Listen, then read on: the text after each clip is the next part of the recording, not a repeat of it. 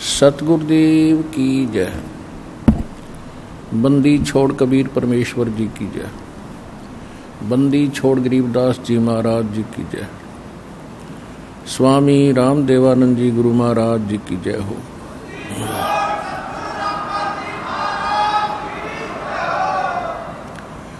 गरीब नमो नमो सतपुरुष को नमस्कार गुरु की नहीं। सुर नर मुनि जन साधुआं संतों सर्वस दी नहीं। सतगुरु साहेब संत सब डंडो तुम प्रणाम। आगे पीछे मध हुए तिनको जा कुर्बान। निराकार निर्विषम काल जाल वैवंदनम निर्लेपम निज निर्गुणम अकल अनुवेशोन्दनम। सोहम सुरति समाप्तम सकल समाना निर्तल। उज्ज्वल हिरंबर हरदमम बेपरवा अथाह वार पारनी मध्यतम। ग्रीब जो सुमरै सिद्ध होई गणनायक गलताना। करो अनुग्रह सोई पारस पद परवाना। आदि गणेश मनाऊं गणनायक देवन देवा। चरण कमल लो लाऊं आद्यंत करूं सेवा। परम शक्ति संगीतम रिद्धि सिद्धि दाता सोई। अवगत गुण अतीतम सत्य पुरुष निर्मोही। जगदम्बा जगदीशम मंगल रूप मुरारी। तन मन अर्पों शीसम भक्ति मुक्ति भंडारी। सुर नर मुनि जन गावें ब्रह्मा विष्णु महेशा। शेष सहस मुख गावें पूजे आदि गणेशा। इंद्र कुबेर सरीखा वरुण धर्म राय ध्यावे। समर्थ जीवन जी का मन इच्छा फल पावे। 33 कोटि अधारा डावे 88। उतरे बहुजल पारा कट है यम की फांसी। 33 कोटि अधारा डावे 88। उतरे बहुजल पारा कट है यम की फांसी।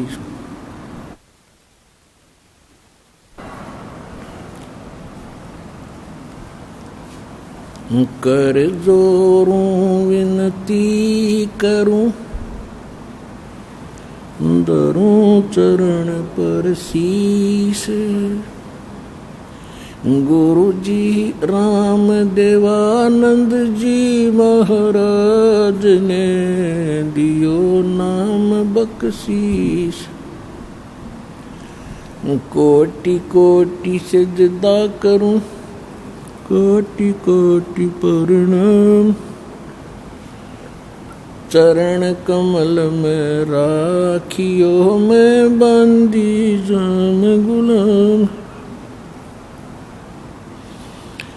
कुत्ता हूँ गुरुदेव का रामपाल दास का नाम। गले प्रेम की जेवड़ी जाखें चोवा जाऊं। तो करो तो हो बावड़ो। दूर दूर करो तो जाऊं। जो राखो तो ही रहूं। जो देवो सो खाऊं। जय इब के सतगुरु मिले सब दुख आँखों रोए। चरणों ऊपर शीश धरूं कहूँ जो कहनी हो।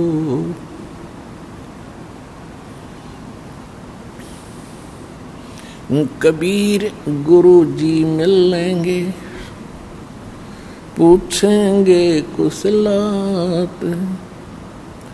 आदि अंत की सब कहूँ अपने दिल की बात गुरु जी तुम ना भूलियो, चाहे लाख लोग मिल जाएं, हमसे तुमको बहुत है, तुमसे हमको नहीं। अवगुण किए तो बहुत किए, करत न मानी और, बावे बंदा बख्श दियो, बावे गर्दन उतार।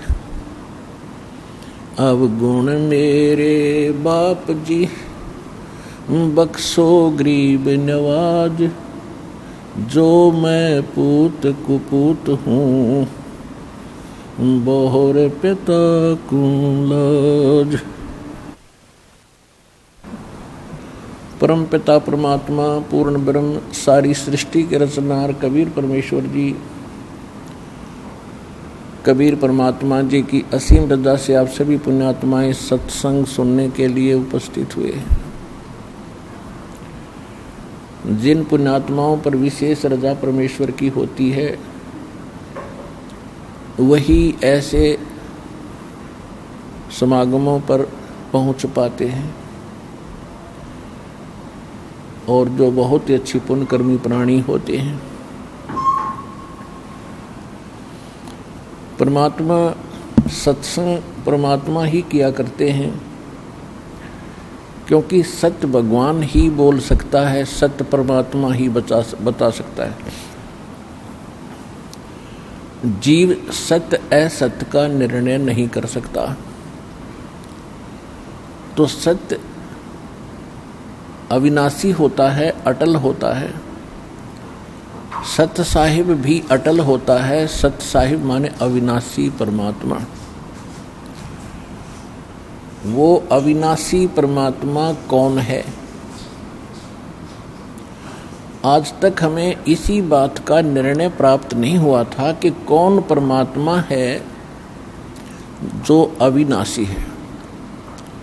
जैसा हमारा जन्म पवित्र हिंदू धर्म में होने के कारण वर्तमान में हम अपने धर्म गुरुओं से सुना करते थे, श्री विष्णु जी अविनाशी हैं, अजरो अमर हैं।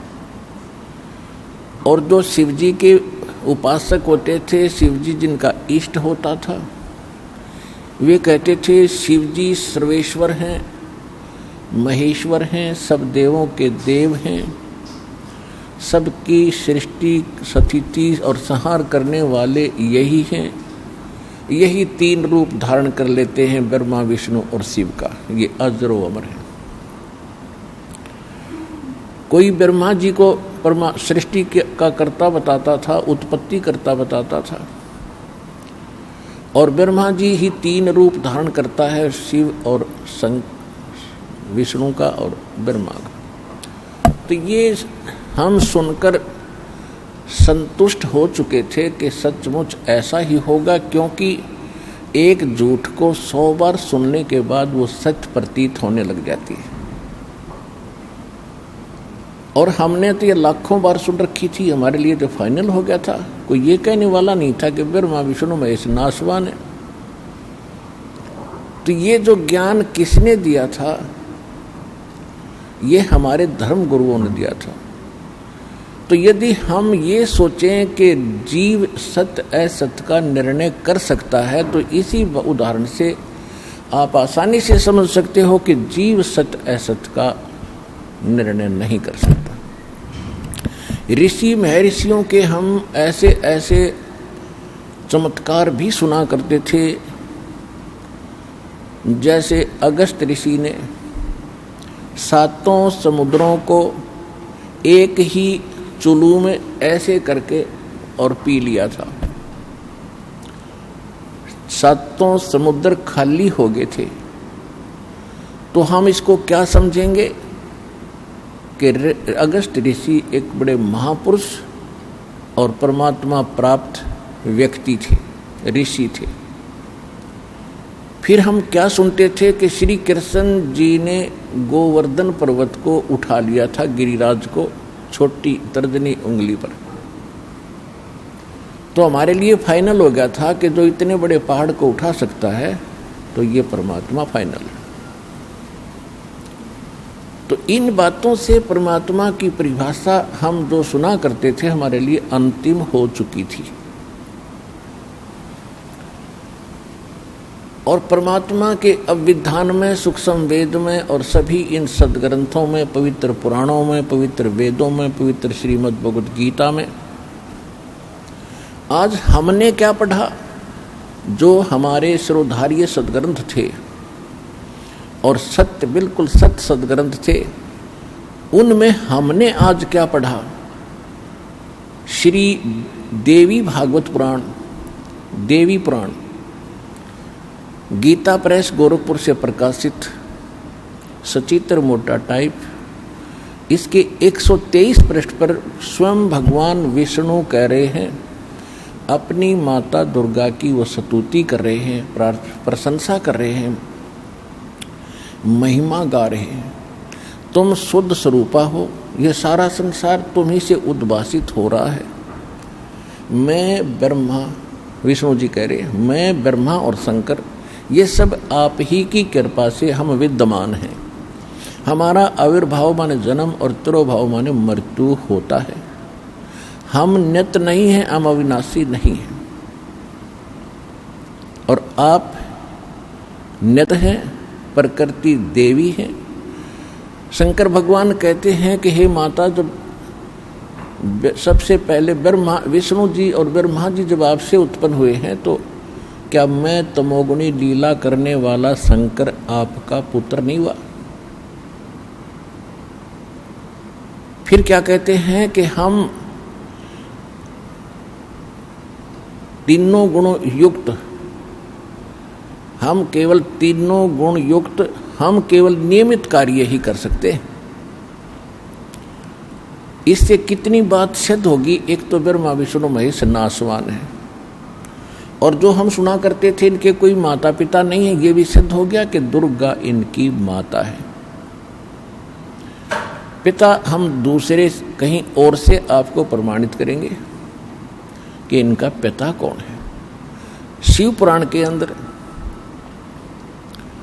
रुद्र संहिता अध्याय 4 से लेकर 6 तक स्पष्ट कर दिया है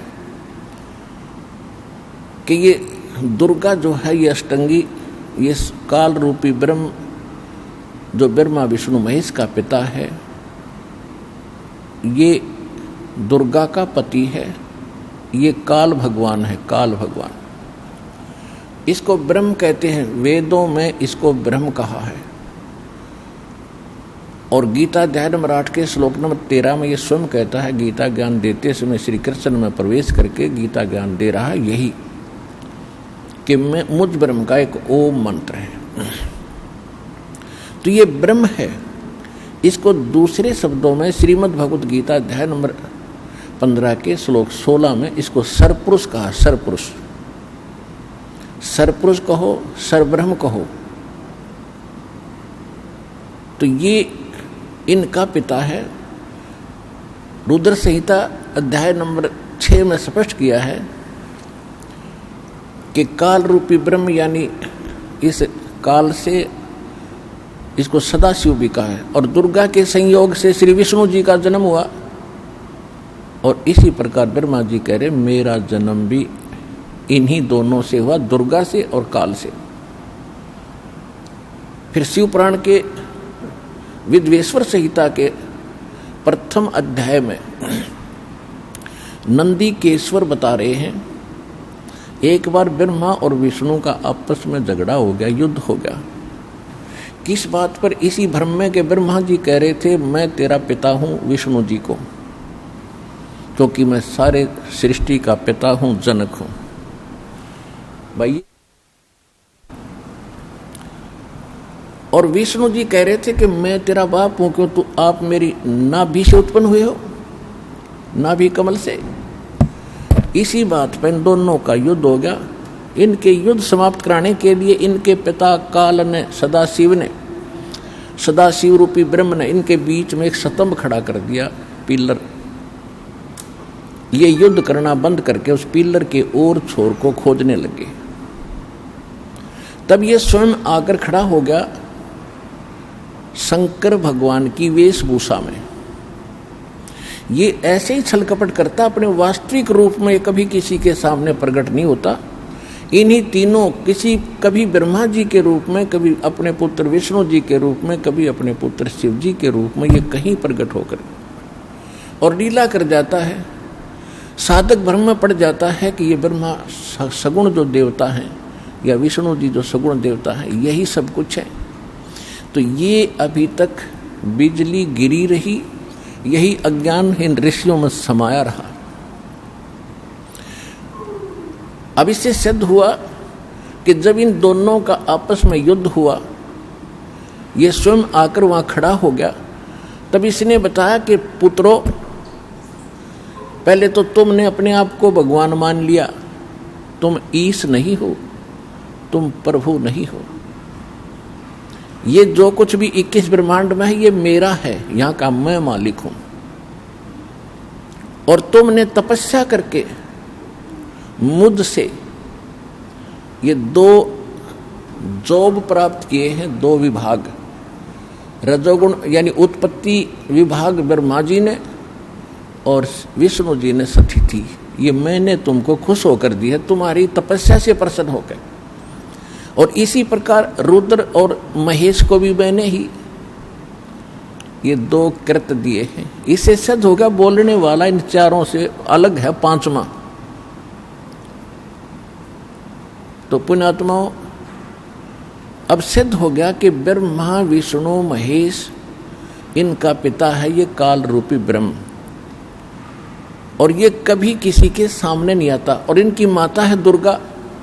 तो ये हमारे जो धर्म गुरु थे आज तक हमें ये बता नहीं सके, और हमारे सदग्रंथों में विद्वान, कमाल की बात ये है जो हमारे सिलेबस में लिखा है और हमारे टीचर हमें पढ़ा रहे हैं कि ये बुक श्रोधार्य है और ये सिलेबस आपका, और मैं इसी से पढ़ा रहा हूँ। तो हमने उनको पढ़ा भी होगा तो हमारी समझ में नहीं आया, क्योंकि हमारे पास वो सत्य ज्ञान नहीं था जो गॉड गिवन है। क्योंकि सत्य परमात्मा ही दे सकता है और जीव सत्य असत्य का निर्णय नहीं कर सकता। और फिर देवी पुराण के अंदर वही सचित्र मोटा टाइप गीता प्रेस गोरखपुर से प्रकाशित के 414 पृष्ठ पे Vyas ji, writer of the Vedas, writer of Shrimad Bhagavad Gita, writer of Puranas, इन सब का लेखक है वेद व्यास जी। और वेद व्यास जी बता रहे हैं कि सतयुग में ब्राह्मण वेद के पूर्ण विद्वान होते थे और वो दुर्गा जी की पूजा करते थे। खाक वेद के विद्वान थे जो दुर्गा की पूजा करते थे, और ये मंदिर उन्होंने ही बनवाए हैं दुर्गा जी के। दुर्गा मीन माया के पुजारी थे, वह माया के पुजारी दुर्गा के। और उसी देवी पुराण के 7वें स्कंद में हिमालय राजा को ब्रह्म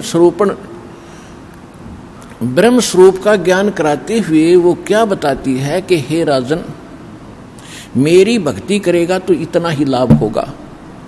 अब मैं तुझे ब्रह्म के बारे में जानकारी देती हूं, और उस ब्रह्म का एक ओम मंत्र है। उस ओम मंत्र का जाप कर ब्रह्म प्राप्ति उद्देश्य रख, तेरा कल्याण हो जाएगा। और वो ब्रह्म लोक में रहता है, तुम वहां चले जाओगे, तुम्हारा कल्याण हो। अब देवी तो कह रही है ब्रह्म की पूजा करो, और हमारे ऋषि कह रहे हैं कि वेद के ब्राह्मण, हमारे जो धर्म गुरु थे सतयुग में ब्राह्मणों से ही चला हमारा धर्म गुरु, यही रहे इस पूरे विश्व के। और ये कह रहे हैं दुर्गा की पूजा करो। हर वेद में वेद के विद्वान थे, वेद में है कहीं दुर्गा के एक अक्षर दिखा दो दुर्गा की पूजा का होता है। तो खाक विद्वान थे। वेद पढ़ने पर भेद ना जान, ये बच्चे पुराण 18, और पत्थर की पूजा करें और भूल गए सिरजनारा। ये सूक्ष्म वेद भगवान ने बताया, उस ज्ञान में लिखा है। जो सत्य ज्ञान है। फिर क्या बताया है कि दुर्गा कह रही है कि ब्रह्म की पूजा करो, और ब्रह्म क्या कह रहा है? ब्रह्म क्या कह रहा है?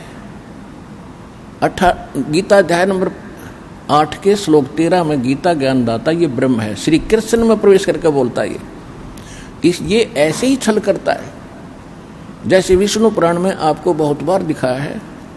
एक बार देवताओं का राक्षसों का युद्ध हो गया, राक्षस जीत गए, देवता हार गए।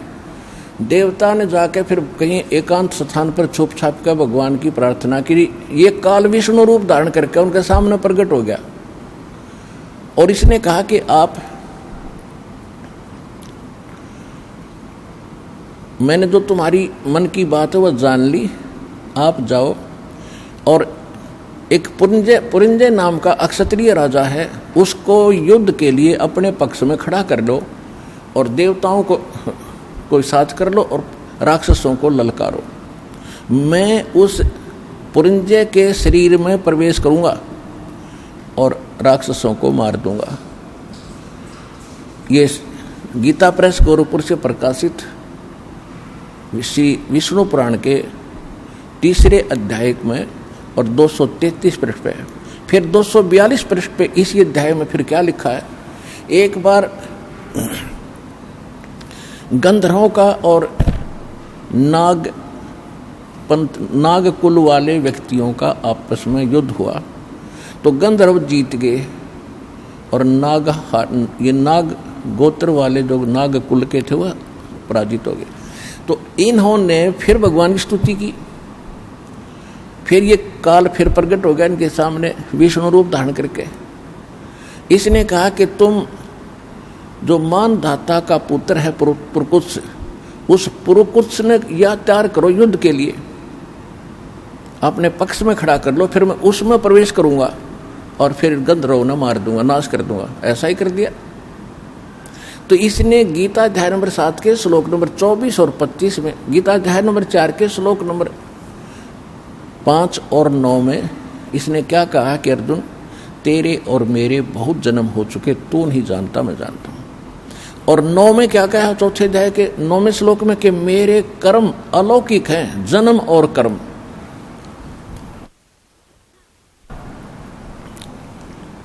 अब इसके कर्म अलौकिक कैसे हैं? जैसे प्रकुत्स में प्रवेश करके राक्षस मार दिए, पुरिंजय में प्रवेश करके गंधर्व मार दिए, और जब महाभारत का युद्ध होने के लिए तैयार हो गया, आमने सामने सेना खड़ी होगी, और उससे पहले श्री कृष्ण मना कर रहा था भी युद्ध ना करो, बहुत जुल्म हो जाएगा। और यहाँ तक कह दिया था, पांडवों को समझा दिया था कि तुम 5 गांव मांग लो। ये कह दिया था आखिर में कि तुम मेरे पास चलो, वहां रह लेना, युद्ध ना करो। तो पांडवों ने लास्ट में 5 गांव डिमांड कर दी थी कि दुर्योधन सारी पृथ्वी में से 5 गांव दे दे, हम अपना निर्वाह कर लेंगे। श्री कृष्ण की शिक्षा मानकर उन्होंने युद्ध करना उस समय भी नहीं चाहा था, लेकिन विनाश काले विपरीता बुद्धि, दुर्योधन की विपरीत बुद्धि हो रही थी, नहीं माना। श्री कृष्ण जी ने यहाँ तक कह दिया था कि एक तरफ मेरी सेना होगी और एक तरफ मैं अकेला हूँगा, क्योंकि सब डिवाइड हो रहे थे आधे आधे नाश करने के लिए। कोई उसके पक्ष में, कोई पांडवों के पक्ष में सेना राजा इकट्ठे हो रहे थे। काल ने तो करवाना था नाश, और श्री कृष्ण जी नहीं चाहते थे युद्ध हो, क्योंकि सतोगुण भगवान है, विष्णु जी के अवतार हैं। इन्होंने यहाँ तक कहा था कि एक तरफ मेरी सेना होगी, एक तरफ मैं खड़ा हूँ, मांग लो कौन सा किसने मांगना है। और सुन लो, मैं हथियार भी नहीं उठाऊंगा। अब पांडवों का रिश्तेदार था वो अर्जुन का साला, अब वो तब उनकी मजबूरी थी कृष्ण को मांगना। दुर्योधन ने सेना ले ली, कृष्ण जी अर्जुन और के पक्ष में खड़ा हो गया, पांडवों के पक्ष में। तो वही श्री कृष्ण 3 बार मना करने गया था, युद्ध ना करो, जुल्म हो जाएगा, शांति दूत बनकर गया था। और फिर जब आमने सामने सेना खड़ी है और अर्जुन कह रहा कि मैं लड़ूंगा नहीं, मैं युद्ध नहीं करूंगा भगवान, इससे अच्छा तो हम भिक्षा मांग कर खा लेंगे, पर ये जुल्म हम नहीं कर सकते। उस समय श्री कृष्ण अगर अपने होश वास में होता तो ये कह देता भाई बहुत अच्छी सोची तुमने, अब तो कुछ नहीं बिगड़ा और चलो। लेकिन उसी समय काल प्रवेश कर गया श्री कृष्ण जी में, जैसे प्रकृति और पुरंजय में प्रवेश करके इसने नाश कराया था। जब अर्जुन तैयार हो लिया युद्ध करने के लिए, श्री कृष्ण से निकल के अर्जुन में प्रवेश कर गया। एक का मारा था 20 मरे थे, एक तीर मारा था 20 सामने का निकल गया था, उद्मस्त करवा दिया और पाप क्रम लिखवा दिए सारे पांडवों के गले में, मस्तक में लिखवा दिए। अब गीता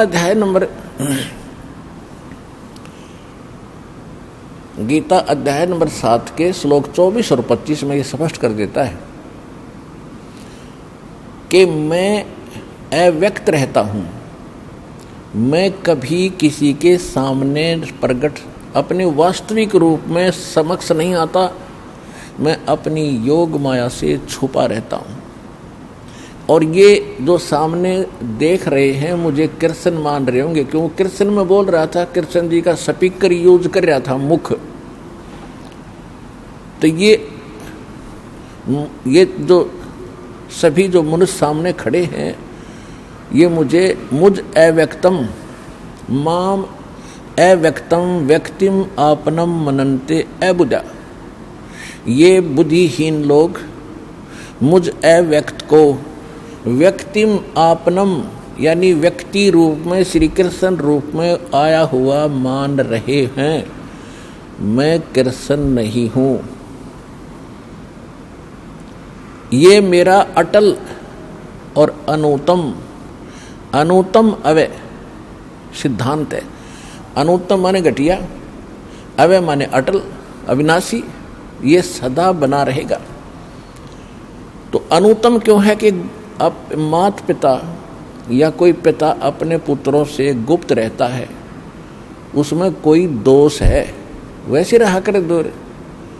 जैसे आम आदमी का करें भाई कोई गलती हो जाए तो भाई मैं तो मुंह दिखाने जोगा नहीं रहा, तो ये मुंह दिखाने जोगा नहीं रह रहा, इसने ऐसी गलती कर रखी। और ये 1 लाख मानव श्रीधारियों को खाता हमें और पालता है, ब्रह्मा जी के द्वारा पलवाता है, विष्णु जी हमें यहाँ रोक के रखता है, और शिव जी काट के 1 लाख को वहाँ भेज देता, कारण कुछ भी बनाता है। ये तीनों भी दुखी हैं इस चीज के, इस कृत्य से, लेकिन ये इसके विवश है। अब जो प्रसंग चल रहा है हम उसी पर आते हैं। तो ये क्या कहता है, जो गीता ज्ञान दे रहा है, गीता अध्याय नंबर 11 के श्लोक नंबर 32 में स्वयं कहता है कि मैं काल हूं अर्जुन। और अर्जुन पूछ रहा कि हे महानुभाव आप कौन हो? कृष्ण जी का तो कृष्ण जी तो अर्जुन के साले थे, और साले को नहीं पहचान रहा, आप कौन हो? मैं आपको पहचान नहीं पा रहा हूं। तब इसने कहा कि मैं काल हूं और अभी परिवर्त हुआ हूं, अभी आया हूं मैं, और तू ना लड़ेगा तो भी मार डालूंगा इन सबको, ये सब मैंने मारने हैं। तो पुण्यात्माओं, श्रीमद् भगवद गीता का ज्ञान ये काल भगवान दे रहा है, जो श्री ब्रह्मा विष्णु महेश का पिता है। और अब जो प्रसंग चल रहा है कि वेद व्यास जी कह रहे हैं कि सतयुग के ब्राह्मण बड़े वेदों के विद्वान, पूर्ण विद्वान थे और दुर्गा की पूजा करते थे। दुर्गा कह रही है कि ब्रह्म की पूजा करो। अब ब्रह्म क्या कह रहा है? अब ब्रह्म क्या कह रहा है? ब्रह्म कह रहा है कि गीता अध्याय नंबर 2 के श्लोक 12 में, गीता अध्याय नंबर 4 के श्लोक 5 और 9 में, गीता अध्याय नंबर 10 के श्लोक नंबर 2 में प्रथम तो स्पष्ट कर देता है कि अर्जुन तेरे और मेरे बहुत जन्म हो लिए, तू नहीं जानता मैं जानता हूं। मेरे कर्म और जन्म अलौकिक है। सिद्ध हो गया कि ये तो नाशवान है। अब ये कहता है कि मेरी भक्ति करोगे तो मुझे प्राप्त होगे। 8वें अध्याय के 5 और 7 मंत्र में ये गीता ज्ञानदाता कहता है कि मेरी भक्ति करो तो मुझे प्राप्त होगा। अपना मंत्र बता रहा है 8वें अध्याय के 13वें श्लोक में, ओम इति एकाक्षरम ब्रह्म व्यवहारण माम अनुस्मरण ये परियाति तजन देहम सयाति परमाम गतिम। मुझ ब्रह्म का केवल एक ओम अक्षर है, इति, बस यही।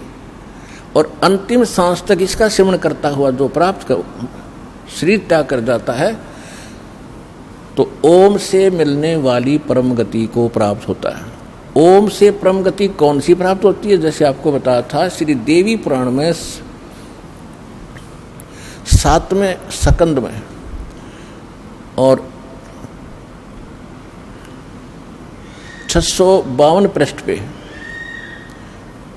हिमालय को उपदेश देते हुए दुर्गा जी कह रही है, क्या कह रही है कि ब्रह्म का जाप करो, ओम का जाप करो, ब्रह्म प्राप्ति उद्देश्य रखो, ब्रह्म लोक में चले जाओगे, तुम्हारा कल्याण हो। सीधी सी बात है। ब्रह्म ओम ब्रह्म का जाप है और ओम से ब्रह्म लोक प्राप्ति होती है। तो गीता अध्याय नंबर 8 के श्लोक नंबर 16 में कहा कि ब्रह्म लोक में गए हुए प्राणी भी जन्म मृत्यु में रहते हैं। तो इति सिद्धम के ब्रह्म के उपासक भी, क्योंकि वो भी नाशवान है, तो नाशवान के उपासक भी नाशवान ही रहेंगे, अविनाशी नहीं हो सकते, उनका पूर्ण मोक्ष नहीं हो सकता, उनका वो मोक्ष नहीं हो सकता। कौन सा?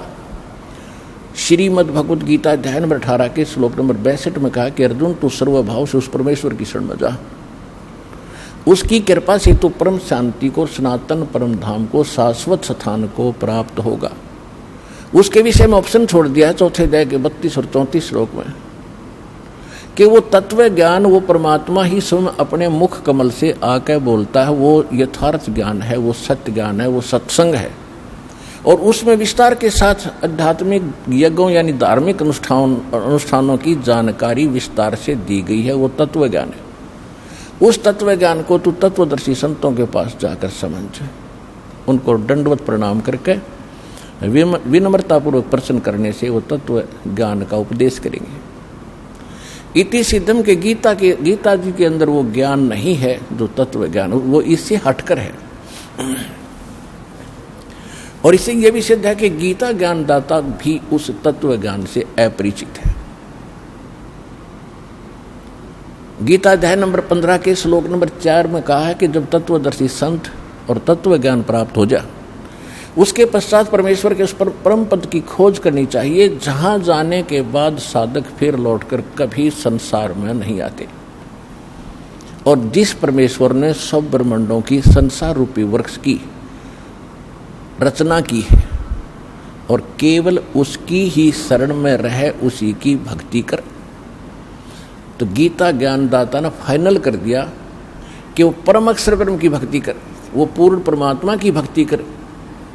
अब गीता अध्याय नंबर 7 के श्लोक नंबर 29 में गीता ज्ञानदाता बता रहा है कि जो मैंने ज्ञान दिया है कि तत्वदर्शी संत की खोज कर लो, और जो मेरे इस ज्ञान का आश्रय कर लेता है वो जरा और तो वो व्यक्ति जो जरा और मरण से छूटने के लिए प्रयत्नशील हैं। जरा माने वृद्धावस्था के दुख और मरण माने मृत्यु के कष्ट से जो परिचित हो चुके हैं, वो उन जो इससे छूटने के लिए ही भक्ति कर रहे हैं, यत्नशील हैं, वो तत्ब्रह्म को और सारे अध्यात्म को और सभी कर्मों को जान चुके हैं, वो उससे परिचित हैं। जब यहाँ के पूरे अध्यात्म से हम परिचित हुए और यहाँ के जो इन कर्मों से हम परिचित हुए, कितने भयंकर दुख हम भोग रहे हैं, तो आज हम क्या चाह रहे हैं? हम केवल जरा और मरण से छूटना उद्देश्य रखते हैं। तो गीता अध्याय नंबर 7 के श्लोक 29 में जब ये कहा कि तत्ब्रह्म को और सारे अध्यात्म को और सब कर्मों से वो परिचित है व्यक्ति जो केवल जरा और मरण के लिए ही भक्ति से छूटने के लिए भक्ति करते हैं, संसार की किसी अन्य वस्तु की डिमांड नहीं रखते, तो वो तत्ब्रह्म से परिचित हैं। तत्ब्रह्म तो गीता अध्याय नंबर 7 के गीता अध्याय नंबर 7 में श्लोक कुल 30 हैं। 29 में आपको बता दिया। 30 में इसने ये कहा कि जो मेरे तक सीमित है वो मुझे ही जानते हैं और किसी के तक उनकी बुद्धि जाती नहीं, क्योंकि उनको तत्वदर्शी संत नहीं मिला। फिर 8वें अध्याय का प्रथम मंत्र अर्जुन पूछता प्रथम मंत्र में कि हे भगवान, फिर वो तत्ब्रह्म क्या है? वो तत्ब्रह्म क्या है? कौन है वो तत्ब्रह्म? 8वें अध्याय के 3 श्लोक में गीता ज्ञानदाता ने कहा कि वो परम अक्षर ब्रह्म है। अब देखो, सरब्रह्म नासवान भगवान, अक्षर ब्रह्म अविनाशी भगवान, और परम अक्षर ब्रह्म यानी उस अविनाशी से भी विशेष अविनाशी। अब हम आते हैं गीता अध्याय नंबर 15 के श्लोक नंबर 16 और 17 में। गीता अध्याय नंबर 16 के अंदर 2 पुरुष बताए। गीता अध्याय नंबर 15 के श्लोक 16 में 2 पुरुष बताए, सरपुरुष और अक्षर पुरुष। हम इनको दूसरे शब्दों में कहेंगे सरब्रह्म और अक्षर ब्रह्म। ब्रह्म माने भगवान, प्रभु, स्वामी, मालिक। सरब्रह्म तो ये, सरपुरुष तो ये खुद है गीता ज्ञानदाता, ये 21 ब्रह्मांड का स्वामी है। और ये सर माने अविनाशी है ही, ये खुद भी मानता है मेरे और तेरे बहुत जन्म हो चुके। अक्षर ब्रह्म है, ये है 7 संग ब्रह्मांड का स्वामी, लेकिन इसकी आयु बहुत घनी है, इसलिए इसको भी सथाई बोल दिया। सथाई जैसे एक तो मिट्टी चीनी का बना हुआ ये सफ़ेद कप होता है, प्लेट होती है, बर्तन, इनका तो मालूम है हाथ से छूटे फर्श पे गिरे टुकड़े टुकड़े, अंडरस्टूड है। और एक है स्टील के बर्तन, तो वो गिर भी जाएंगे, वो टूटेंगे नहीं जल्दी से, तो वो उससे तक घने सथाई है, इसलिए उनको भी सथाई बोल दिया। लेकिन नहीं, इनको भी जंग लगेगा और एक दिन ये बिना मिट्टी बन जाएंगे, इनका समय भले ही ज़्यादा हो। इसी प्रकार गोल्ड जो सोना है, इसको जंग नहीं लगता, इसका ऐसे हरास नहीं होता। ये एक समझने के लिए एग्जाम्पल है, उदाहरण है। तो फिर क्या बताया है गीता अध्याय नंबर 15 के श्लोक 16 में? सरपुरुष और अक्षर पुरुष, और जितने इन के अंतर्गत प्राणी हैं ये भी नाशवान और ये भगवान भी नाशवान, इनके अंतर्गत सभी प्राणी भी नाशवान। लेकिन जीव आत्मा नहीं मरती, ये अलग विषय है, वो तो किसी की भी नहीं मरती, कुत्ते के सुअर की भी नहीं मरती। फिर गीता अध्याय नंबर 15 के श्लोक नंबर 17 में स्पष्ट कर दिया है, जैसे अक्षर पुरुष बोला 16 में, तो अक्षर का अर्थ अविनाशी होता है। यहाँ इसलिए एक श्लोक और बोलना पड़ा कि उत्तम पुरुष तु अन्य परमात्मा इति उदाहरते। ये लोकतरम अविश्य विवर्ती अवय ईश्वर है। अवय माने विनाशी। इसका हिंदी अनुवाद ऐसा बनता है कि उत्तम पुरुष, पुरुषोत्तम यानी उत्तम पुरुष तो कोई और है ऊपर वर्णित दोनों से, सरपुरुष अक्षर पुरुष से कोई और है वो पुरुषोत्तम, और जिसको परमात्मा कहा जा सकता है, कहा जाता है। पुण्यात्माओं, परमात्मा का अर्थ होता है श्रेष्ठ आत्मा। और जो यहाँ क्या हाल हो रहा है, किसी की टांग कट गई, किसी का बेटा मर गया, किसी की बेटी मर गई, किसी की आंख फूट गई, कोई कोर्ट में, कोई कैंसर से पीड़ित है, कोई दुर्घटना मर रहा है, और एक दिन लास्ट में सभी ने मरना है। तो जिस लोक का मालिक, जो यहाँ का स्वामी है, क्या वो परमात्मा हो सकता है? नहीं, परमात्मा नहीं है ये। लेकिन हमने इसको परमात्मा मान लिया क्योंकि हमसे श्रेष्ठ है, हमसे तगड़ा है यो। और इसको आप भी ये स्पष्ट करता है 15वें अध्याय, गीता अध्याय नंबर 15 के श्लोक 18 में, कि मैं लोकवेद माने दंत कथा, सुनी सुनाई बातों से, जैसे हम लोकवेद के आधार से ब्रह्मा विष्णु महेश को अविनाशी माना थे और इनके कोई माता पिता नहीं, ये हमने लोकवेद के आधार से फाइनल हो चुका था। अब वास्तविकता का पता चला, तो इसी प्रकार ये कहता है कि मैं लोकवेद के आधार से पुरुषोत्तम प्रसिद्ध हूँ।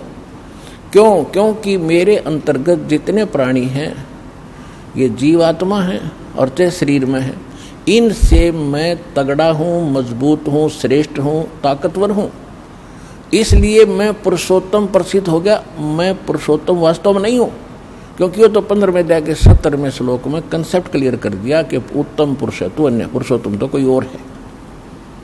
और वही तीनों लोकों में प्रवेश करके सबका धारण पोषण करता, सबका पालन करता हुई है। तो गीता अध्याय नंबर 15 के श्लोक नंबर 1 से 4 तक की संक्षिप्त वर्णन है कि उल्टा लटका हुआ संसार रूपी वृक्ष है, ऊपर को जड़ है, मूल है, उस संसार रूपी वृक्ष के नीचे को तीनों गुण, तीनों गुण रूपी शाखा। तीनों गुण कौन है? रजगुण ब्रह्मा, सतगुण विष्णु, तमगुण शिव जी। मार्कंडेय पुराण गीता प्रेस गोरखपुर से प्रकाशित 123 पृष्ठ पर स्पष्ट लिखा, सचित्र मोटा टाइप में, कि ये 3 रजोगुण प्रधान ब्रह्मा जी, सतोगुण प्रधान विष्णु जी, तमोगुण प्रधान शिव जी हैं, और यही 3 देवता हैं और यही 3 गुण हैं। ये देवता कहो चाहे न 3 गुण कहो। तो इसमें क्या बताया है कि ऊपर को जो जड़ है संसार रूपी वृक्ष की, वो तो पूर्ण परमात्मा है। ऊपर को जड़ है, नीचे को तीनों गुण रूपी शाखा है, ये संसार रूपी वृक्ष है। और जो संत इस सभी वृक्ष के सभी विभाग बता देगा भिन्न भिन्न, वह वेदवित है, वो तत्वदर्शी संत है। तत्वदर्शी संत की पहचान भी बता रखी। तो परमेश्वर ने 600 वर्ष पहले कबीर भगवान ने आकर और ये सत्संग किया था, ये सत्य ज्ञान दिया था। आज हमारी गीता और वेदों और पुराणों में जो सत्य मिला है, अक्षर पुरुष एक पेड़ है, सरपुरुष वाकी डारे, तीनों देवा शाखा है, भाई पाते रूप संसारे। परमेश्वर ने, कबीर भगवान ने, अल्लाहु अकबर ने। कौन कबीर भगवान? हम सुल्तानी नानक तारे दादू को उपदेश दिया, जात जुलाहा भेद न पाया, वो काशी माहे कबीर हुआ। अनंत कोट ब्रह्मांड का एक रति नहीं भारे, सतगुरु पुरुष कबीर है, ये कुल के सिरजनहारे। नानक यद गरीबदास साहिब जी ने अपनी अमृतवाणी में एफिडेविट दिया, कबीर जुलाहा धाणक वही परमात्मा है। आदरणीय नानक साहिब जी को भी परमात्मा, जैसे गरीबदास जी को सचखंड लेकर गए थे फिर वापस छोड़ा, ऐसे ही आदरणीय नानक साहिब जी को भी सचखंड लेकर गए फिर वापस छोड़ा था। तो नानक साहिब जी ने क्या कहा अपनी अमृतवाणी में?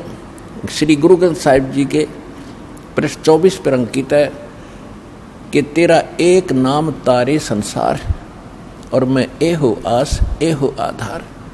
भाई सूरत मुल्क की वेश ए ठगवाड़ा ठगी, देश खरा सियाणा भोता भार, ये धानक रूप रहा करता। लोगों ये धानक रूप रहा करता।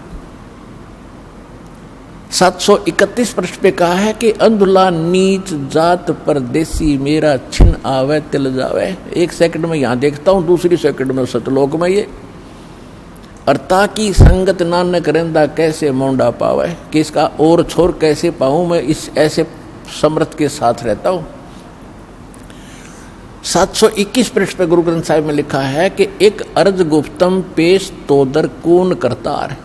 कून करतार, जो कून माने शब्द और करतार माने सबका रचने वाला, जो शब्द से सृष्टि रचने वाला तू ही है। और हक्का कबीर, नाम लिखा मालिक का, हक्का कबीर करीम तू बेऐब परवरदिगार। अब वो परमात्मा है जिसने आकर खुद यहां पर सत्संग किया और सच्चा ज्ञान दिया। वही सतगुरु है और वही आकर के यहाँ एक सच्चे भगत की भूमिका करते हैं, एक नेक नागरिक का अभिनय भी वही करते हैं। अपना करके खाओ, जैसे रखे भगवान न्यों रहो, ज़्यादा इस दौड़ धूप माया की संग्रह करने में अपना जीवन मत नसाओ, नाश ना करो। ये एग्जाम्पल दिया दाता ने, और जो ये भी उन्होंने प्रमाणित कर दिया कि जो सच्ची लगन से मुझे भजता है, संसार की दृष्टि में बेशक निर्धन दिखा है, पर भगवान की दृष्टि में सबसे धनवान है। जैसे परमात्मा कपड़ा बुनते थे, बुनाई का केवल मेहनताना मिलता था उनको, उसमें से भी अपना परिवार के योग्य जो आवश्यक था सामान लाए, बाकी बच गया। भंडारा कराया करते थे, भूखे सत्संग करते थे, उसमें भंडारा लगाते थे, यानी दान करते थे।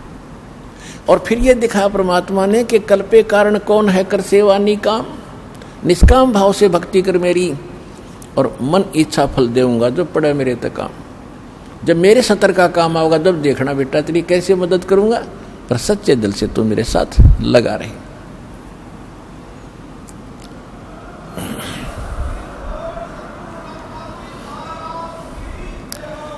अब हम उसी प्रसंग पर आते हैं कि परमात्मा ही आकर सत्संग सुनाते हैं।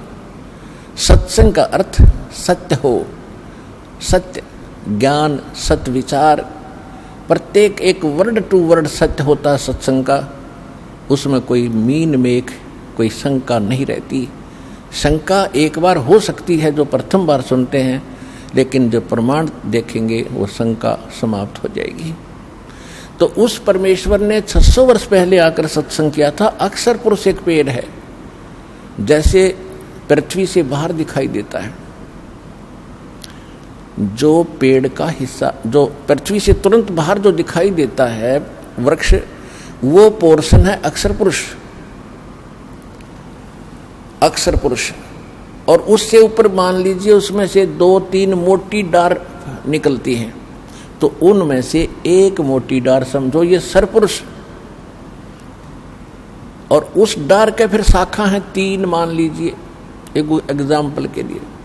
ये 3 शाखा हैं रजगुण ब्रह्मा, सतगुण विष्णु, तमगुण शिव जी। और फिर उनसे आगे जो पत्ते वगैरह हैं वो समझो आप और हम हैं। अब जैसे कई भक्त पूरा सत्संग दास का सुनते नहीं, एक बार कहीं दुर्भाग्य उनका कि ये सुनने को मिल जाता है कि ब्रह्मा विष्णु महेश 3 देव की जो करते भक्ति उनकी कदे ना हुआ मुक्ति, तो वहीं वो स्विच ऑफ कर देते हैं टीवी को। तो ये उनका दुर्भाग्य है। पहले ये सुनो कि पहली बार आप सुन रहे हो कि इनकी भक्ति जो करता है वो मुक्त नहीं हो सकता, तो ये तह तक जाना चाहिए कि ये जो बोलने वाला ये मूर्ख है या किस टाइप का आदमी है, ये तो सुन लो। और ना अच्छा लगे तो ठीक है भाई, अपनी जो कर रहे हो करते रहो, सुनने में भी क्या दिक्कत है। तो जिस कारण से ये क्या कह देते हैं कि रामपाल तो ब्रह्मा विष्णु महेश की भक्ति छुड़वाता है। भक्ति नहीं छुड़वाता दास, भक्ति यानी इनकी साधना नहीं छुड़वाता। इनको तुम पूज्य मानकर, इष्ट मानकर पूजते हो, ये भ्रम निवारण कर रहा हूं कि ऐसा नहीं करना। जैसे संसार रूपी वृक्ष है, इसका प्रमाण मालिक ने दे दिया। अक्षर पुरुष एक पेड़ है, सरपुरुष वाकी डार, तीनों देवा शाखा है, पात्ररूप संसार।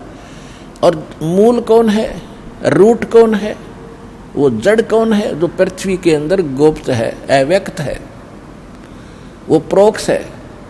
तो वो जड़ जो है उससे सबका, उस पूरे वृक्ष का पोषण होता है।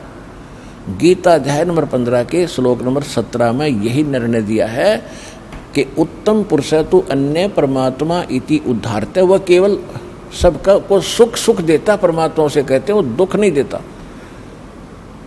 और ये जो लोक त्रयम, तीनों लोकों में अविश्य माने प्रवेश करके विभर्ति माने सबका धारण पोषण करता है, वो अव्यय ईश्वर है। वो है वो अविनाशी परमात्मा जो सबका पालन पोषण भी वही करता। तो 15वें अध्याय के प्रथम श्लोक को अब समझोगे आप। इसमें क्या बताया है कि ऊर्ध्व मूलम अधः शाखम अश्वत्थम अव्यम प्राहु, अव्यय प्राहु अव्यम, और छंदासी यस्य प्रणानी ये तम वेद से वेदवित। ऊपर को जड़ और नीचे को शाखा वाला ये संसार रूपी अविनाशी पीपल का वृक्ष समझो। और इसके जो विभाग हैं, छंद हैं, पत्ते आदि इसके छंद विभाग हैं। इनको सभी को जो जानता है तत्व से, वो तत्वदर्शी संत है, यानी वो वेद का के तात्पर्य को जानने वाला, ज्ञान के जानने वाला। तो इससे सिद्ध हो गया कि जैसे कोई कहते हैं कि भी रामपाल तो ब्रह्मा विष्णु में इसकी पूजा छुड़वाता है, इनकी भक्ति बंद कराता है। भक्ति देखो, एक तो होती है साधना और एक होती है पूजा। जैसे हमने आम खाने हैं, आम खाने के लिए हमारे जो पूज्य हैं वो फल हैं, फल, आम का जो फल लगेंगे। तो हम पौधा लाएंगे या कोई बीज बोएंगे, तो सबसे पहले बीज हम गड्ढा खोद के उसमें डालेंगे मिट्टी में, फिर उसकी सिंचाई शुरू करेंगे, फिर अंकुर निकलेगा। तो उसको हम जड़, उसकी जड़ नीचे होता है, जैसे हम कहीं नर्सरी से भी लाते हैं पौधा, तो लगा के उसको गड्ढे में, तो सिंचाई जड़ की करते हैं और शाखा ऊपर आती है। ये शाखा है ब्रह्मा विष्णु महेश तीनों शाखा, और हम फिर पात रूप में हैं। तो मूल रूप में पूजा करनी है, तो इष्ट रूप में पूजा करनी है मूल की, और मूल मालिक कौन है? वो परम अक्षर ब्रह्म है। ऊपर को जड़ है, जिसकी जड़ रूपी जो भगवान है वो है हमारा पूज्य। तो हमने उस इष्ट की पूजा करनी पड़ेगी। गीता अध्याय नंबर 3 के श्लोक 10 से लेकर 15 में एक निर्णायक ज्ञान दिया है। कहते प्रजापति ने सबसे पहले प्रजा को उत्पन्न करके ये कहा था कि तुम धार्मिक अनुष्ठान शास्त्र अनुकूल विधि से भक्ति करके इन देवताओं को उन्नत करो, और ये बड़े हुए देवता तुम्हें उन्नत करेंगे, तुम्हें फल देंगे। और जो ऐसा नहीं करता तो वो तो अपराधी व्यक्ति है, जो दान धर्म नहीं करता, भगवान ने उसको दे रखा है, उसमें से दो दान नहीं करता, वो चोर है भगवान का। फिर इसमें यह भी स्पष्ट किया है कि जो सर्वगतम ब्रह्म यानी परम अक्षर ब्रह्म है ना, वो ही इन सब में पूज्य है, प्रतिष्ठित है।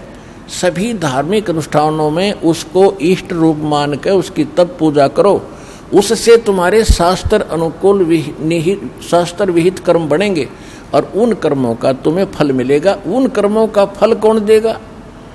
जब पेड़ बड़ा हो गया, आपने पूजा करी मूल की, सिंचाई करी जड़ की, और पेड़ बड़ा हो गया आम का, तो टहनियों के पर फल लगेंगे।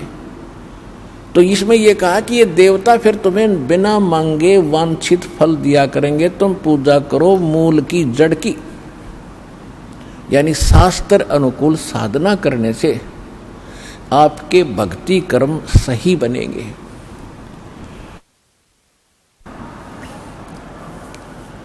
तो इससे सिद्ध हो गया कि दास इनकी पूजा नहीं छुड़वाता, इनकी साधना नहीं छुड़वाता। अब कोई मूर्ख कहेगा कि टहनी काट दो पेड़ की, जड़ जड़ में पूजते रहो, ये कोई हो सकता है? तो ये हम यहाँ जहाँ रह रहे हैं, ये ब्रह्मा विष्णु महेश यहाँ के प्रधान हैं, और ये सदा बने रहेंगे। ये मृत्यु को प्राप्त हो जाएंगे। नए ब्रह्मा विष्णु महेश मंत्री ये अपनी दुर्गा से पैदा करके तैयार रखता है, कोमा में रखता है उनको, और युवा जब ब्रह्मा की मृत्यु होने को होती है, दूसरे को उठाकर युवा स्थिति में उनको रख देता है। विष्णु की मृत्यु निकट आती है तो पहले पैदा कर लेता अपनी दुर्गा से, और एक लड़के को कोमा में रखता है, उसको विष्णु शकल में उत्पन्न होता है, वो उसको वहाँ बैठा देता है। ऐसे शंकर की उत्पत्ति करता है। तो जो प्रसंग चल रहा है उसी पर आते हैं कि अब गीता ज्ञान दाता भी नाशवान और अक्षर पुरुष भी नाशवान, केवल परम अक्षर ब्रह्म है, वो वास्तव में अविनाशी परमात्मा है, और वही यहां आकर के यथार्थ ज्ञान प्रदान करता है।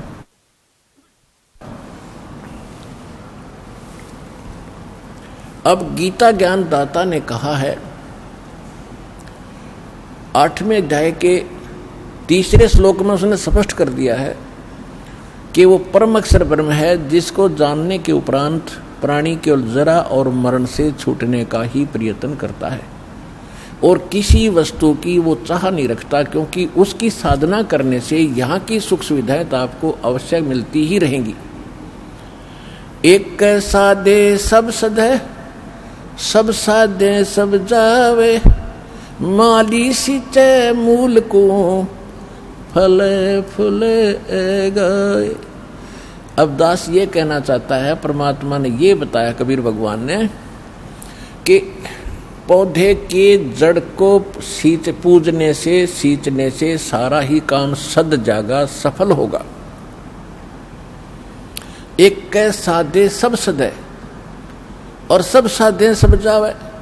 तो परमात्मा ने ये बताया था कि आप जी ब्रह्मा विष्णु महेश को इष्ट मानकर इनकी पूजा करने लगे, तुमने मूल की पूजा त्याग दी जो भगवान पूर्ण है।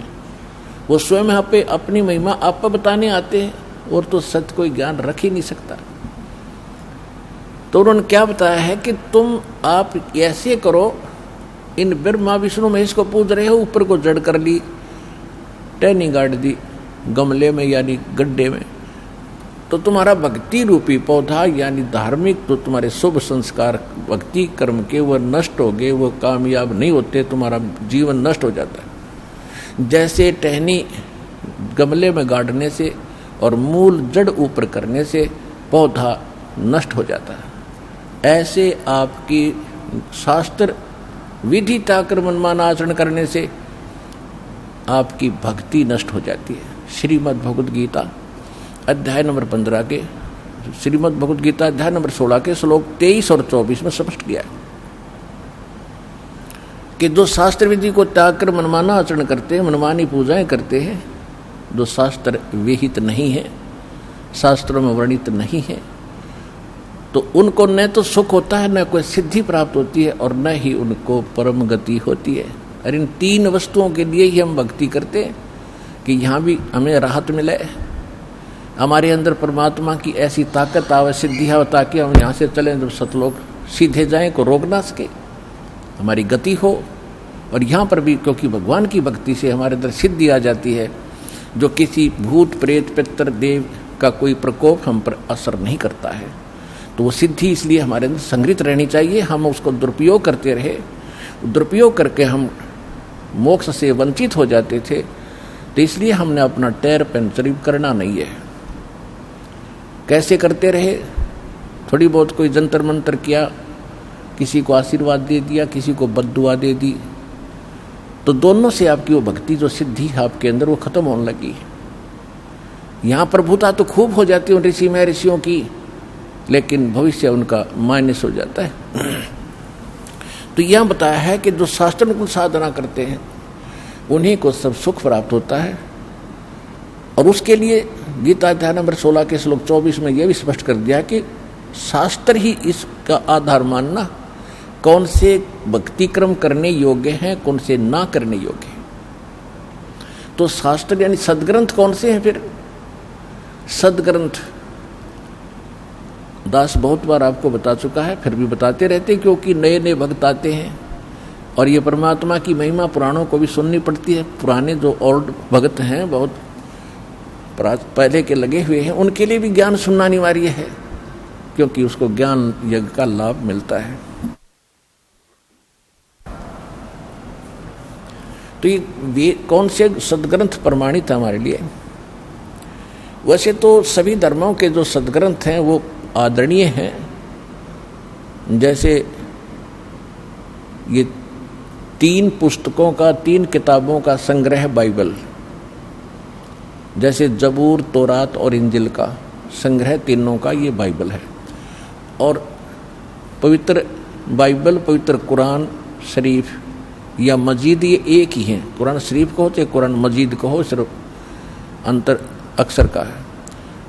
और पवित्र चारों वेद, पवित्र श्रीमद् भगवत गीता, पवित्र पुराण 18 पुराण, और पवित्र सूक्ष्म वेद जो स्वयं परमात्मा आकर यथार्थ ज्ञान देता, जो सूक्ष्म वेद है, जो गॉड गिवन स्पिरिचुअल डायरेक्ट है, जो अपने मुख कमल से यहाँ आकर परमात्मा बोलता है, बताता है, वो है ऑल इन वन, यानी कंप्लीट इन ऑल रिस्पेक्ट, जिसके अंदर सब ही ज्ञान है। वेदों वाला भी है, श्रीमद् भगवद गीता वाला भी है, कुरान वाला भी है, पुराण वाला भी है, और बाइबल वाला भी ज्ञान है, और गुरु ग्रंथ साहिब वाला भी ज्ञान है। तो कहने का भाव ये है कि जो सूक्ष्म वेद है वो तो कंप्लीट इन ऑल रिस्पेक्ट है, और वो भगवान आकर बोलता है, वो सत्य ज्ञान सत्संग होता है। फिर भी उस ज्ञान को आज हम नहीं मान रहे थे कि वो कौन सा ज्ञान है। वो जो गीता अध्याय नंबर 4 के श्लोक नंबर 32 में कहा है कि परमात्मा सच्चिदानंद घन ब्रह्म इन्होंने ये गलती कर रखी है अनुवादकों ने गीता में 4 अध्याय के 32वें श्लोक में इन्होंने ब्रह्मण्य शब्द का अर्थ गलत कर दिया, वेद कर दिया। और यही ब्रह्मण्य शब्द है 17वें अध्याय के 23वें श्लोक में गीता में, वहां इन्होंने सही अनुवाद किया। ब्रह्मण्य माने सच्चिदानंद घन ब्रह्म, यानी परम अक्षर ब्रह्म की जो भक्ति करने के लिए उसको 3 मंत्र का जाप है, ओम तत्सत। तो यहाँ 4 अध्याय के 32वें श्लोक में जब वापस हम आते हैं तो ये ब्रह्मण्य का अर्थ हमने यहाँ पर सच्चिदानंद घन ब्रह्म करना पड़ेगा। इन्होंने अर्थ गलत कर दिया, क्योंकि ब्रह्म माने भगवान और वेद माने उसका संविधान।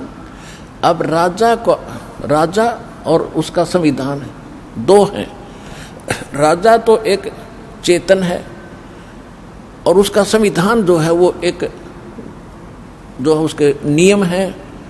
तो कहीं पर अगर राजा की महिमा हो और कोई अज्ञानी वहाँ उसका राजा के स्थान पर वेद लिख दे, वेद की वाणी नहीं, वो राजा का वचन है वहाँ पर। तो यहाँ लिखा है कि सच्चिदानंद घन ब्रह्म ने ब्रह्मण्य मुखे, सच्चिदानंद घन ब्रह्म अपने मुख कमल से आके स्वयं बोलता वो ज्ञान, और वो ही तत्व ज्ञान होता है। तो कहने का भाव ये है कि वो तत्व ज्ञान है और उसको हम सूक्ष्म वेद कहते हैं, और भगवान अपने मुख कमल से आकर बोलता है। ऋग्वेद मंडल नंबर 9 सूक्त 96 96 के मंत्र 17 से लेकर 20 तक स्पष्ट कर दिया है कि वो परमात्मा जब शिशु रूप धारण करके धीरे धीरे बड़ा होता है तो अपनी लीला करता हुआ वो अपने मुख कमल से कबीर वाणी से, वो कबीर परमात्मा अपने कबीर वाणी के द्वारा लोकोक्तियों के माध्यम से, दोहों के माध्यम से, चौपाइयों के माध्यम से अपने तत्व ज्ञान को उच्चारण करके ऊंचे ऊंचे स्वर में बोलता, गरज गरज के। और ऋग्वेद मंडल नंबर 9 सूक्त 86 के मंत्र 26 और 27 में, ऋग्वेद मंडल नंबर 9 सूक्त 82 मंत्र 1, 2, 3 में, ऋग्वेद मंडल नंबर 9 सूक्त 94 के मंत्र 1 में, ऋग्वेद मंडल नंबर 9 सूक्त 95 के मंत्र 2 में, ऋग्वेद मंडल नंबर 9 सूक्त 20 मंत्र 1 में, और भी अनेकों स्थानों पर। इसमें इसका सारा सारांश यह है कि परमात्मा ऊपर रहते हैं। ऋग्वेद मंडल नंबर 9 सूक्त 54 और मंत्र 3 में ये सब का सारांश यह है कि परमात्मा ऊपर रहते सतलोक में, सह शरीर मनुष्य सदृश शरीर में, देखने में राजा की तरह बैठे हैं, सिर पर मुकुट है और ऊपर छत्र है भगवान के। वहां से जो तत्व ज्ञान देने के लिए नीचे आते हैं, अच्छी आत्माओं को मिलते हैं, सह शरीर आते हैं और एक कवि की तरह आचरण करते हुए घूमते फिरते हैं, अपने मुख कमल से वाणी बोल बोल के वो सबको सुनाते हैं और भक्तिकरण की प्रेरणा करते। वो कबीर वाणी कहलाती है, वो कबीर वाणी। और वो परमात्मा गुप्त मंत्र, भक्ति के गुप्त मंत्र जो किसी भी अन्य जो सदग्रंथ प्रचलित होते उनमें नहीं होते, उनको भी सार्वजनिक करते। अपने आत्मा एक मुसलमान बच्चे ने, क्योंकि ये सभी बच्चे समझदार होते जा रहे हैं, उसने खुद आकर बताया, जी मैं बचपन से ही कुरान शरीफ को सिरोधार्य मानता रहा हूँ, और जब मैंने प्रथम नाम मिला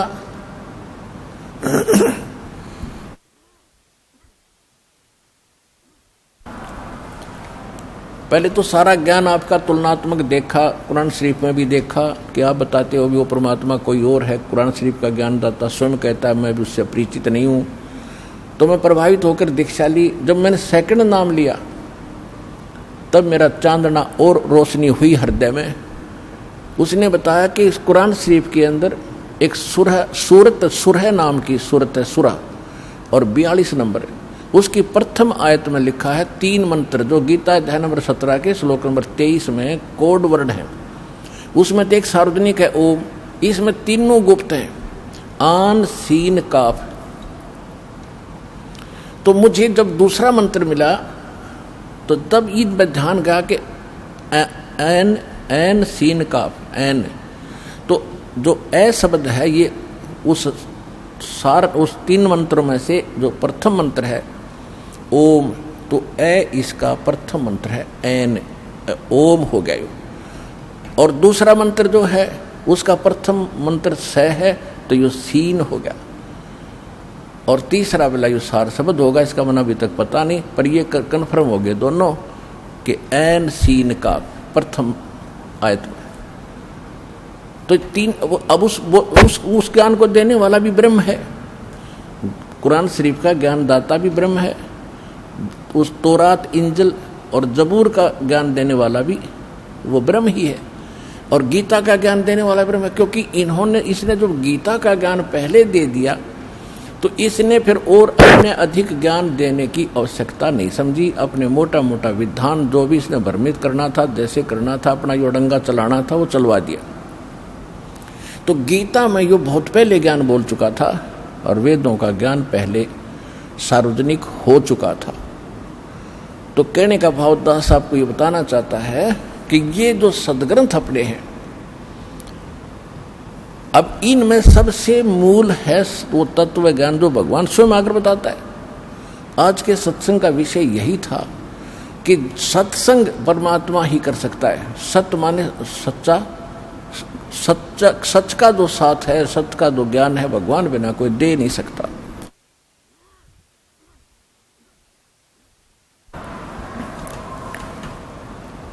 और जो जैसे चारों वेद थे, परमात्मा ने सबसे पहले प्रथम बार इसने पूरा कंप्लीट ज्ञान दिया था इस सरब्रह्म यानी ब्रह्म के अंतःकरण में, अपने वहाँ सतलोक से फैक्स कर दिया था, और इसने निर्धारित समय कर दिया। जैसे मालिक का विधान है, जैसे विधान है कि बच्चा 9 महीने के बाद माँ के गर्भ से बाहर आएगा ही आएगा, कोई रोक नहीं सकता। ऐसे ही परमात्मा ने इसके अंदर फैक्स कर दिया था। जब ब्रह्मा विष्णु महेश थोड़े जवान हुए, उस समय इसके श्वासों से वो बाहर निकल गया, अपने आप इस ब्रह्म के श्वासों से बाहर निकला। जैसे कंप्यूटर से बाहर डाउन बाहर आ जाते फटाफट प्रिंट हो गए, ऐसे मालिक ने बटन दबा दिया, वहीं से ये फटाफट बाहर आए सारे वेद। इसने देखा सामने,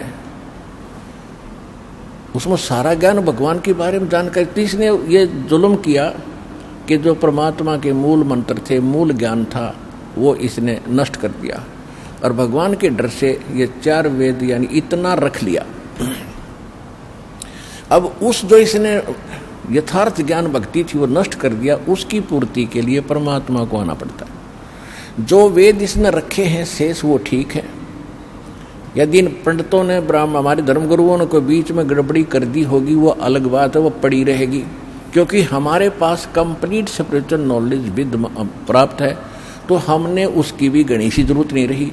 क्योंकि उसको सहयोग इसलिए लेना पड़ता है इस यथार्थ ज्ञान को यथार्थ ही रूप में आपको समझाने के लिए कि ये सत्य है जो भगवान ने 600 वर्ष पहले स्वयं मालिक ने कबीर भगवान आकर बोला था ये कबीर वाणी में।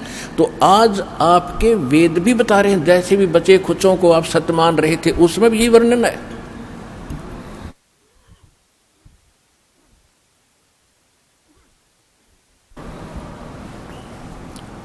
और परमात्मा ने कहा था वेद मेरा भेद है, 600 वर्ष पहले कहा था धर्मदास जी को कि वेद मेरा भेद है, मैं ना वेदन के माही, और जौन वेद से मैं मिलूं ये वेद जानते नहीं।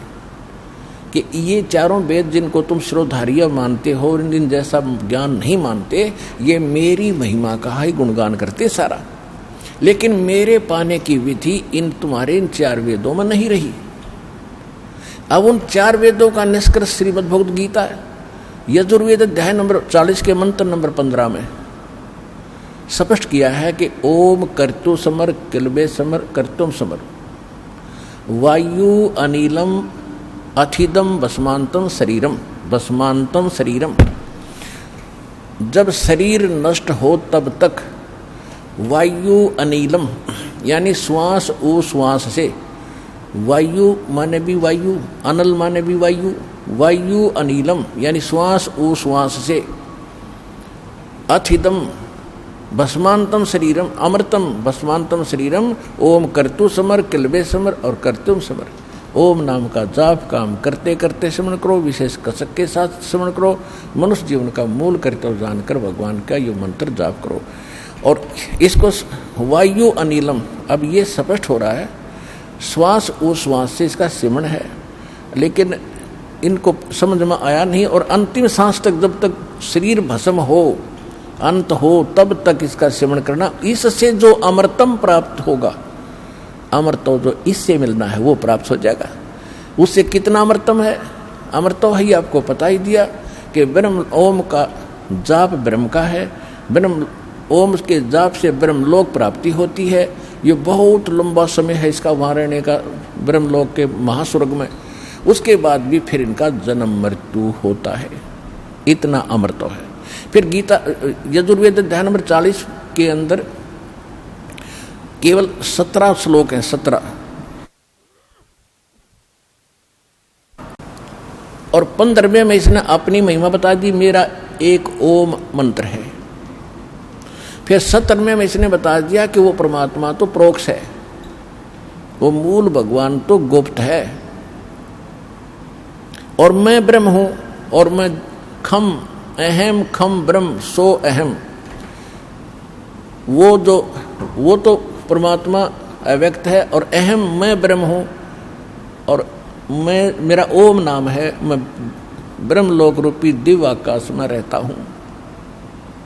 तो इसने स्पष्ट कर दिया कि वो परमात्मा कोई और है। और यजुर्वेद अध्याय नंबर 40 के मंत्र नंबर 10 में स्पष्ट कर रखा है कि कोई तो भगवान को कहते जन्म लेता संभवात, कोई कहता है जन्म लेता ही नहीं, असंभवात अजन्मा है। और जन्म लेने के उदाहरण देते हैं, राम और कृष्ण रूप में ये वही आता है। इस तरह की लोकवेद दंत कथा ही सुनाते हैं। लेकिन इसके विषय में भगवान जन्म लेता है या नहीं लेता है, वो कैसा है, उसके लिए तत्वदर्शी संतों से पूछो, धीराणाम, विज्ञानी पुरुष तत्वदर्शी संत पुरुष बताएंगे, उनसे पूछो। तो इससे सिद्ध है कि गीता और वेदों का ज्ञान एक है। श्रीमद् भगवद गीता वेदों का सारांश है। इसमें भी ओम नाम के अतिरिक्त और कोई मंत्र नहीं। ये तो ब्रह्म का।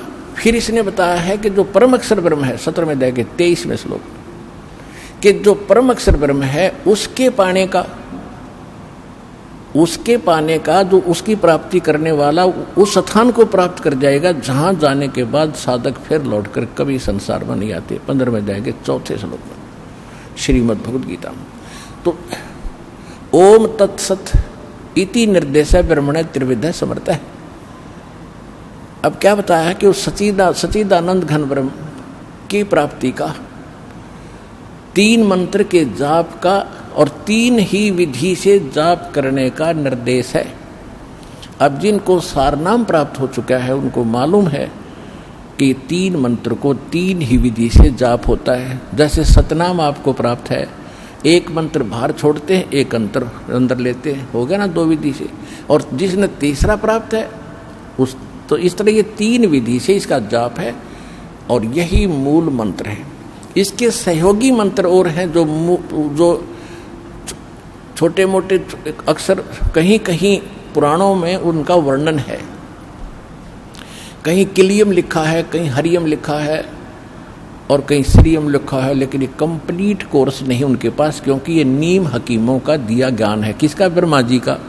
और ब्रह्मा जी जब जन्म होता है, ब्रह्मा जी कहता मैं कमल के फूल पर बैठा था, मुझे नहीं बेटा नारद मैं कहाँ से जन्मा हूँ। तो वो कैसे कंप्लीट नॉलेज रख सकता है ब्रह्मा जी? ब्रह्मा जी का दिया ज्ञान, चारों 18 पुराण बने उसी ज्ञान के आधार से।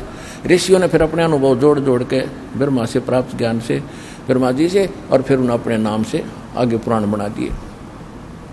तो जो सूक्ष्म वेद है, सबसे पहले वो वेद हमारा एथेंटिक वेद है, वो एथेंटिक हमारा ज्ञान है, बुक है। उसके बाद 4 वेद हैं, और उसके बाद श्रीमद् भगवद गीता है। ये हैं 3 एथेंटिक वर्तमान में जो भक्ति के लिए हमने सेलेक्ट करने। ज्ञान तो हमने सभी पवित्र सदग्रंथों से ग्रहण करना है, और गुरु ग्रंथ साहिब जो है, जो महला पहला की वाणी है, महला पहला की वाणी, वो भी सूक्ष्म वेद का ही अंश है, लेकिन उसमें कंप्लीट नहीं है। क्योंकि जैसे एक इन सिख इतिहास में लिखा है कि एक प्राण संग्रही नाम का एक ग्रंथ बनाया था गुरु नानक देव जी ने, कति अलग गुप्त कंप्लीट रूप में। उसमें 180 अध्याय थे, 160 अध्याय लिखे थे। तो जब गुरु ग्रंथ साहिब को इकट्ठा करने लगे सब वाणियों की एक बीड बनाकर गुरु ग्रंथ साहिब का रूप देने लगे, 5 में जो महापुरुष थे अर्जुन देव जी, तो उन्होंने जब उस को देखा तो उसमें से केवल 60 अध्याय रखे। वो मतलब उसमें से थे एक भी नहीं लिया इसमें, वो तो छोड़ दिया कति सारा ही। तो उसमें से भी फिर बाद में जो प्रिंट हुए केवल 60 अध्याय ही प्रिंट हुए हैं, जो प्राण संगली नाम से आज भी सुरक्षित है सिखों के पास। लेकिन गुरु ग्रंथ साहिब में नहीं लिया। क्यों नहीं लिया? कि उसमें एक यूं मंत्र था सतनाम और सारनाम का। सारनाम तो संकेतिक था, सतनाम सीधा लिखा था 2 अक्षर का। वो फिर परमात्मा ने दया करी, नानक साहिब जी ने उसकी पूर्ति जब की, जब मर्दाना और बाला जी जो उनके परम भक्त उनके साथ रहते थे हरदम, एक बार समुद्र के ऊपर से जाने लगे श्रीलंका में जाने के लिए, तो नानक साहिब जी ने कहा था कि आप वाहेगुरु वाहेगुरु जपो और मेरे साथ समुद्र पर आते रहो। ऐसे चल पड़े समुद्र पर जैसे थल पर चलते हैं। तो वो नानक साहिब जी वो 2 अक्षर का मंत्र उच्चारण करके जाप करने लगे। तो मर्दाना ने सोचा भी गुरुजी तो ये 2 अक्षर का मंत्र जाप करे, मैं भी क्यों ना करूं। वो करने लगा तो वो डूबने लगा। तब नानक साहिब जी ने मुड़ के देखा और कहा, बेटा तो वही जाप कर जो मैंने कहा है, तो मेरी नकल ना करे। तब उसने वही वाहेगुरु शुरू किया, तो तब वो उसकी जान बची। तो सिखों के या घर कर की बात कि यदि ये मंत्र किसी ने जाप कर लिया तो मर्दाना वाली हालत हो जाएगी सबकी भगवान, क्योंकि गुरुदेव की आज्ञा की अवहेलना होगी। अवज्ञा होने से वो हानि होगी थी, वो मर गया होता। इसलिए कोई सिख बच्चा इस मंत्र का जाप ना करके और गुरु नानक साहिब जी के वचनों की अवहेलना करके दंडित ना हो जा, दोषी ना बन जा, इसलिए इन्होंने इस मंत्र को लिया नहीं। हाँ, कहीं कहीं सोहम मंत्र लिखा है नानक साहिब जी की वाणी में बहुत जगह गुरु ग्रंथ साहिब में, लेकिन उसके साथ वो इकट्ठा नहीं। लेकिन जो शुरुआत में ये कहते हैं ना एक ओंकार, तो नानक साहिब जी ने वो एक गुप्त कोड वर्ड में लिख रखा है वो मंत्र। एक नहीं, वो कोड वर्ड है, वो सोहम की तरफ संकेत है। ओंकार ओम है ही। तो इस प्रकार इन महापुरुषों, ये तो वो थे PhD किए वे भक्ति किए, तो ये आम विद्यार्थी, आम पढ़ने वाले विद्यार्थी कैसे पढ़ेंगे कोड वर्ड को? इन सदग्रंथों के गुण रहस्य को कैसे समझ सकते? फिर गुरु की क्या आवश्यकता थी? तो ये दास भेजा तत्वदर्शी संत सभी महापुरुषों के गुण रहस्य को समझने और समझाने के लिए।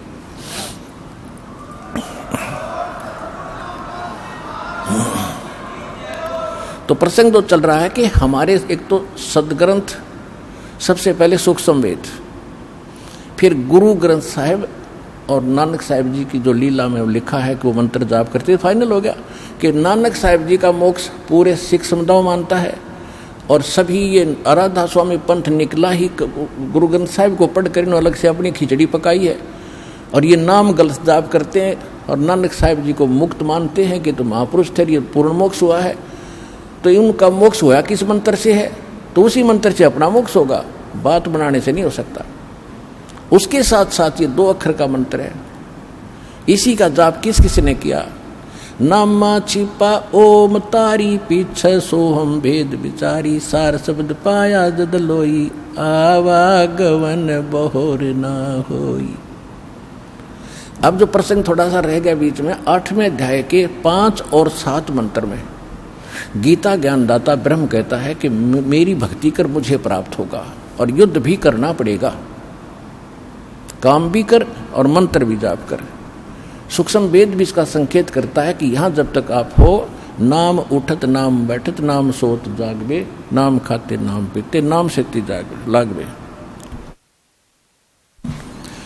गीता अध्याय नंबर 8 के और श्लोक नंबर 5 और 7 मत इसने अपनी बता दी, मेरी भक्ति कर। 8, 9, 10 श्लोक में 8वें अध्याय के इसने कहा कि परम अक्षर ब्रह्म की जो भक्ति करता है उसको प्राप्त होता है। और उसके लिए उसने ऑप्शन छोड़ दिया, तत्वदर्शी संत बताएंगे। तत्वदर्शी संत ही आपके पास है, अपना कल्याण कराओ और मुक्ति पाओ। बोलो सतगुरुदेव।